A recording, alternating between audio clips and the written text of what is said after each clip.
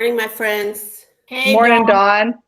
Tools are a big help. Yay, Dawn is here. Yay. It really helps me, the party can get started. look at what's going on. Good morning, everyone. Welcome to, I believe this is our fifth school closure webinar.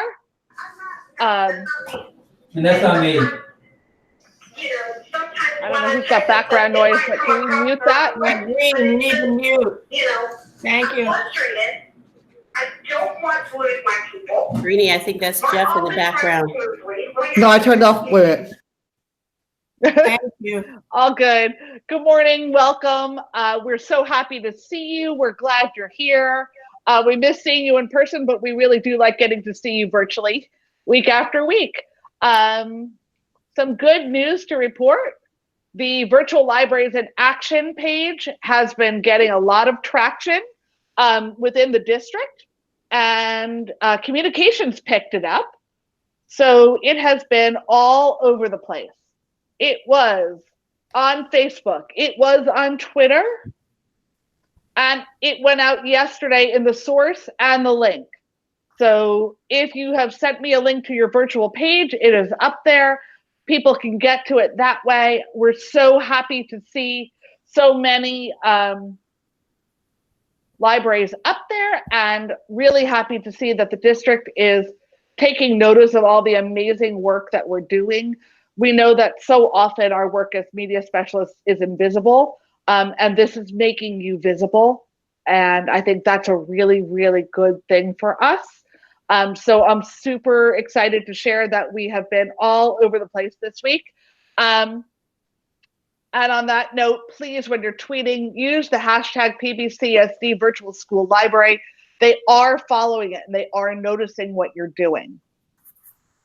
And if you haven't already submitted a link to your virtual site or Google Classroom to me, please do so. And I will happily add you to our Virtual Libraries in Action page. This Friday, we are partnering with EdTech for a live stream training. The title is Virtual Collaboration for Student Success. I think I sent everybody a calendar invite. And it's going to be a panel of 4 librarians: Kimberly Bauer from Canal Point, Tony Lipsher from Marsh Point, Lisa Petrosia from Independence Middle, and still says Rebecca Raddick, but it is going to be Suzette Calderon from Wellington High School. We'll be sharing about the ways that they collaborate in their space. Please, please, please share this information with your teachers. We want a really lively conversation between librarians and teachers. We are looking to further the talk of collaboration between librarians and their faculty. So we're looking forward to seeing you there, and we're looking forward to seeing your teachers there as well. On Tuesday, May 19th, we have a Google Hangout with Kim Davick from Teaching Books. She's going to join us to discuss ways that you can use teaching books to enhance your library program, from everything from collection development to library marketing. So make sure to tune in on the 19th, and that should be a great session. All right, I'm going to turn it over to Holly for some announcements. Hi, everybody. I'm sure by now you've seen the email that I sent out about the Mac and Via situation. Well, it's very disappointing to have to send that out, but I didn't want you guys counting on those ebooks for the beginning of summer.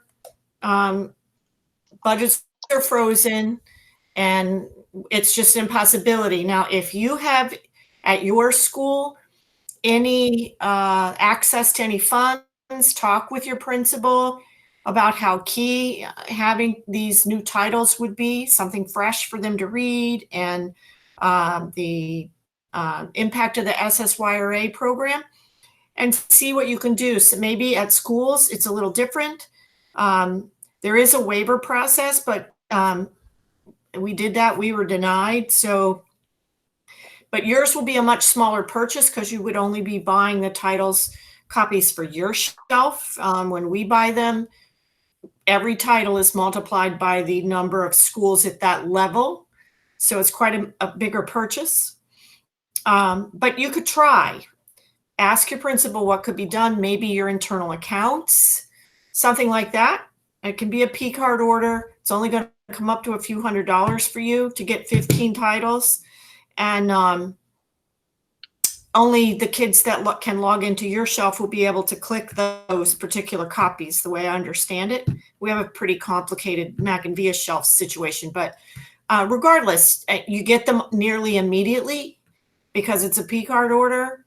So do what you can. Also, the public library, I was in a discussion with the director of the system services this past week, and he did mention that they were going to shift their funding towards digital resources for now, and that they were planning on including the Sunshine State lists. I sent him the list. I made him aware of how popular those titles were with our students and teachers. So check out the Palm Beach County Library's website. There's a link there straight to their ebook page, and there's a link there to their e-card application. If you haven't already promoted that to your students, you could do that even without the SSYRA. That would be a great thing to promote to your kids, for them to get that e-card for over the summer, to be able to look at the ebooks from the public library. So those are pretty much our updates. One more we just found out today. Those of you planning for next year, if you are a customer of Junior Library Guild, we are coming under a brand new bid at the end of May, and they will no longer be on our bid list, and we will be unable to purchase their material. So those of you that have enjoyed a subscription to, oh no, Ellen, I know, a subscription to their print service, or were interested in their streaming ebooks, they're going to be off the list. They did not respond to the bid, and so they're not on it. It closed, and so there's a text from, or a chat from Ellen Budish. She says internal account funds are not included in the freeze. So go for it.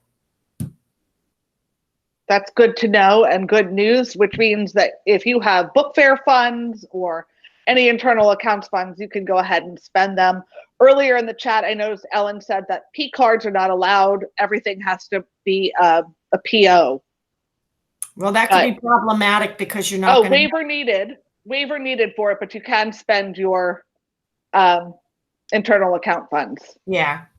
Well, waivers needed for everything. Now, if it has to be a purchase order, you got a problem, because that has to be $1,000 when it comes to books and ebooks, a library materials purchase. So I don't know how that's going to work, but you could look into it. You have to go on the, I saw Victoria ask about the price. Go on Mackin.com and sign into your account and shop the ebooks. Look for Mac and Via or ebooks, or you can just search a title and it will show you all the bindings that they sell that book title in, and ebook will be listed there. They vary just like print books, and they're not going to be free 99. They're like a hardcover or a little bit more. Yeah. Uh-oh. Did we lose Holly? No. So whether it's, no, I don't know. I feel like I'm right here. Can you hear? You're going in and out with sound.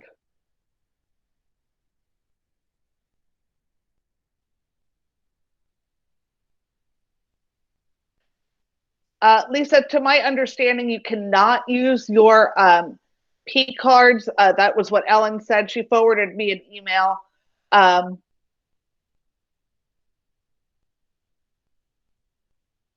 there's a bulletin about it. I will check that bulletin afterwards and send you an email, Lisa. So I wanted to show you our library current site.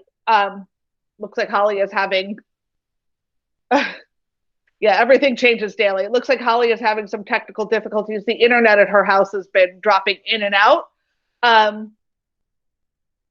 Yeah, and that's good. That's a good point, Ellen. Check with your bookkeeper.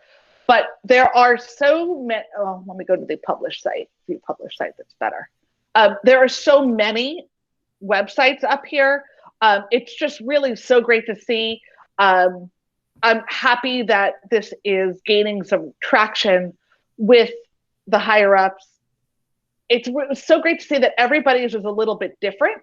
Everybody put their own flair on it. No two are alike, and they're all wonderful in their own right.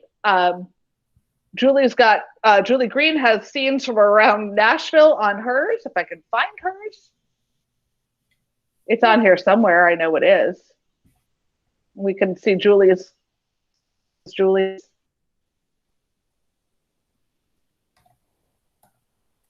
And her green scene, and she was talking about this in the chat, and this is her video.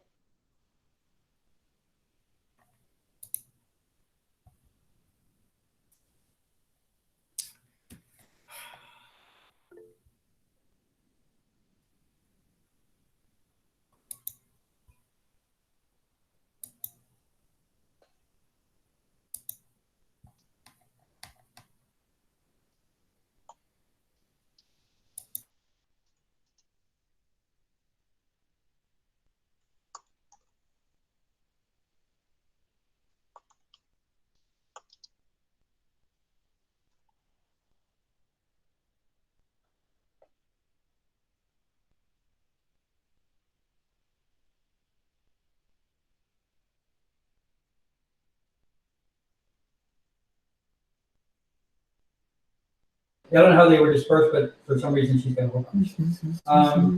Now, let me get to your office real quick. Okay, so review and Teddy's and holiday. I'm updating my my list that I had yesterday so I can get rid of people. So so James is gone, right? James.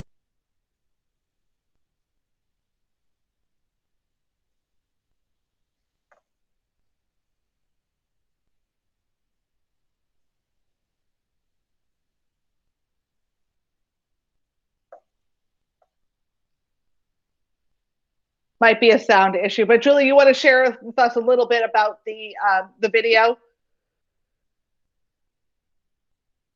You're muted, Julie. John? Okay, no, it's just, I just did the, I showed them the Tennessee Capitol and all the Capitol buildings. And next week I'm doing Nissan Stadium, so it's just something fun. Something different. I think it's great. I love to see everyone's personalities come through in their virtual libraries. Yeah, they're all so different. It's great. I get a lot of ideas from other people's too, which is great. And they're all there for you guys to peruse. I think we're up to almost 50 of them now, and those are only the ones I know about. I'm sure there are more. Okay, so I want to switch gears and ask if you guys have any questions about the end of the year procedures, if there's anything we could help you with, anything that's unclear, any issues. Yeah, so the picture look, yeah. That space is like.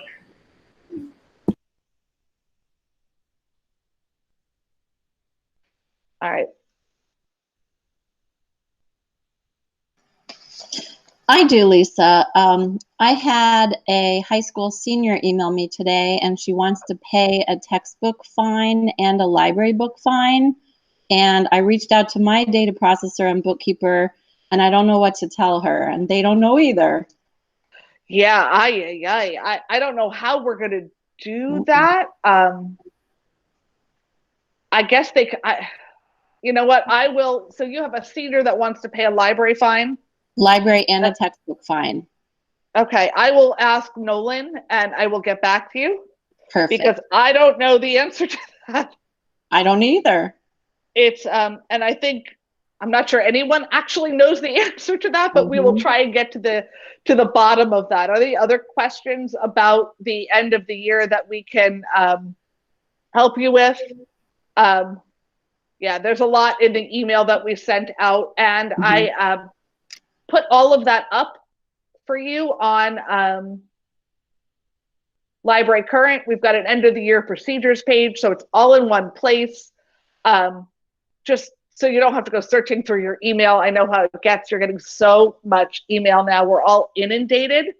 So we've got a page here that has the how to customize an overdue report, how to finalize your open inventories, the end of the year to-do list, the book return plan, and then an article from School Library Journal about what to do with disinfecting returned books. Vicki, your question is about getting access to all the websites. Which websites? You're talking about the virtual school library websites? If that's what you're talking about, they're all linked off Library Current. You just go to the virtual school libraries in action page, and as long as it's a Google site or some kind of a web page, there's a link. And if it's a Google Classroom, just email the media specialist and they can give you access. Very good. So we want you to have access to those because it's important. It helps everyone to better their own sites and better the resources that we're sharing with our students. Absolutely. As far as I know, the district has not yet come up with a date when students can come on campus to return books. I am hoping that is forthcoming, but every day is a new day, and every day something changes. And unfortunately, that isn't information that they have provided to us yet. I hear grumblings that there might be a day when people can come back on campus and return some materials, much the same way as they picked up those Chromebooks. I'm fairly certain that the district would like to get their Chromebooks and computers back before the end of the year. But as of yet, we've received no guidance. And there is no plan for, I'm sure there's a plan. We just don't know what the plan is yet. And as soon as they have that formulated and are ready to share with us, we will share it with you. It's a tough thing. I'm hoping that we can get the kids on campus to return things. I'm seeing around the country, people are getting like big garbage bins and putting them outside and letting the kids just put the books in there, and they can stay in there all summer, but we just have to be allowed on campus. I mean, there's definitely a way to make this happen if we're allowed on campus. The biggest issue is going to be our matriculating grades for elementary 5th, for middle school 8th, and for high school, of course, 12th. As they're leaving us, they have our materials and they want to get them back. My senior's been asking me what to do with his textbooks. I'm like, well, you'll send them to school with your brother next year. And our hope is that those who don't get to return the materials will send it with a younger sibling when the school year starts. And there will be a lot of that. Any other questions we can answer? I think Holly's having technical difficulties, which is going to make her crazy. Poor thing. Her internet keeps dropping in and out, which is why she's not there. I thought of another question. I put this on our Google Plus site the other day, and several teachers have given me some input, but I wanted Lisa and Holly to hear your opinion about a summer reading project. Is that something that is just too logistically difficult this year to try to, and I have been emailing with Equestrian Trails right next to us, and their media specialist advised for incoming 6th graders that we not even attempt it. Is anybody going to have a full-fledged summer reading project? Normally our kids just pick a book from the SSYRA list and they have a little project to do. Should we let that go this year, or is anybody willing to take it on? Yeah, guys, feel free to unmute yourselves and chime in with words of advice for Amy. No, they, My they sent you guys out letters telling you that you're going to be on this bonus plan for 2019. I would let it go. So Sure. Yeah. Let me work on that a little deeper. Casey, I see you unmuted too. Yeah, we decided not to, just because we just thought it would be too much. We normally require it, but with all of the kids already doing online things and having their parents have to help them at home. And we just decided against it this year. We're still going to put stuff up as if we have it, but we're just not going to require it. Good. Yeah, us too. I think that's what we're leaning towards too. And I was still on the fence until we got Holly's email about Mackin not being able to have those ebooks this year. And I thought, okay, now maybe that's a sign that I should just let it go. You might make it like extra credit. See if your English language arts teachers would make it extra credit. Yeah. Go to Mackin-Via, there are those books. Go to the public library, check out a book, do something. Yes. Maybe have them create a Spark page or a Spark post or something about it. They can share it with you electronically. They can share it with their teacher electronically, and then offer some extra credit. I know that's what a lot of my kids always had. It was when if they did their summer reading project, they got like an extra 100 in the grade book. And it was a great way to start the year. And if your kids are anything like my kids, they are struggling with this virtual learning. You know, it hasn't seemed to affect my senior as much, although he's annoyed by it. But my freshman, it's affected his grades and it's affected his performance. And something that will boost their performance is a great way to start the year. So maybe take it that route, you know. Yeah, I love that. You know, all we can do is encourage them to read. And maybe if we encourage them and they know they're going to get extra credit for it, they will do it. Yeah. You know, because we want them reading. That's the end result, right? The more they read, the better it is. Anybody else? Any other questions, issues that they have come across? Trouble with the form?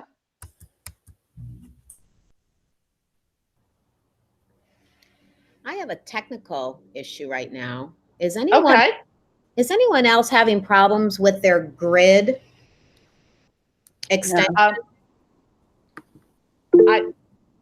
It may be, I am not right now, but I did earlier on. And I know that the internet has been spotty today. People are having issues with the internet. My senior came in yelling, is anyone else in the family having trouble with the internet? And it's working fine for me. It wasn't working fine for him. Holly's been booted off. This is the second meeting she's been booted off by her internet. So it may be internet issues today and it's just spotty around the county. I might uninstall the grid view and reinstall it. Sometimes that does the trick. I haven't heard anything about it. I had my book this morning and I couldn't see the kids. They could see me. So I uninstalled it, installed the extension again, and now I see 5 of me. Google, I'm sorry to interrupt, Lisa. Google updated, and now they have their own grid view. And so I'm thinking that maybe has messed up the extension. Oh, that's a good point, Chad. And Chelsea, so when you if you go down to the more options button, like on that white bar, and then you click on that, and now there's a change layout, and that's their own grid view. And I'm guessing it probably broke the extension.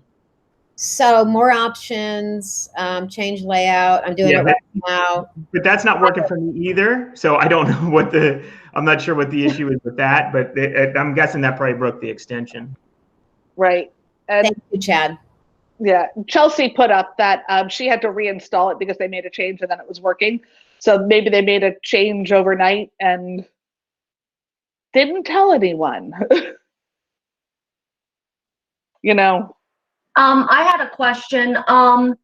My students, so whenever I usually record myself on Google Meet through Google Classroom, and then I've had a few students say that they can't view my video. Like they're saying that the video pops up and it says an error has occurred. And kids aren't able to watch my videos through their Google Classroom. Huh. So I don't know if anybody else has had that issue, but I've had to upload all my videos onto YouTube and give them all the links. That way they can view it alternatively if they can't watch my video. Yeah, it's a good workaround. A little more work, but it is a good workaround. As long as you make it earmark it for kids and not restricted to under to Right. over 18, it should be viewable by them. So I would definitely do that just to be safe. And it Yeah, may I'm be, not sure why they can't. Some are having issues some days, and some days it's fine. I'm not sure why. and it's not the sharing permissions. Mm-mm. Nope, because Yeah. I record within Google Classroom. You know, I click on the Meet link that they put at the top, and then I record my meeting, and then I post it. Huh. So some Yeah. kids can watch it for some reason. I'm not sure. Yeah, no, I haven't heard anything about that, but if I hear, I will reach out to Rebecca and Tasha and see if they have anything or a workaround for that that's easier than downloading and uploading to YouTube, because that is time consuming. Yeah. But a good workaround in the process. Any other Okay. questions we could address?